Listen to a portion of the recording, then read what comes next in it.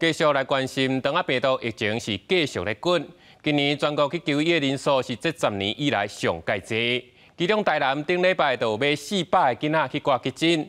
即马清明假期都要结束，医生嘛提醒家长要注意，若是有症状，都要带囡仔来看医生。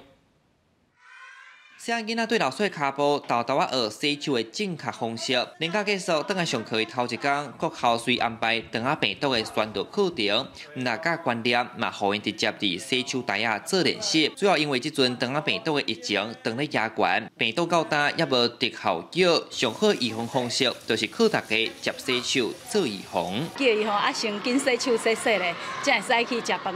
好啊，食物件嘛是拢会要求伊先洗手。他们班最近还好还好。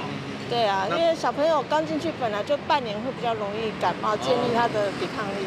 每个班级之间的一个肠病毒的宣导，那最主要就是宣导他们如何来落实洗手的5个步骤，哦，包含湿、搓、冲、捧、擦，还有提醒他们。 哦，在洗手的时机。那来到病院，囡仔科有坐地人来看诊。疾管署监测资料显示，顶礼拜台南有367个囡仔去挂急诊，轻症病例增加2成。那全国有买过7000人去就医，是这10天来当期上济。 医生讲，肠仔病毒主要有发烧、脑疼等症头，那为着病情就要3至5天才会稳定。医生提醒，那烧未退一直后，要注意敢是重症。所以你也讲物件懵着啊，无清气的啊，也是环境去污染着的时阵，就要洗手。啊，无你也则甲这病菌食入味的时阵，就会去坏着。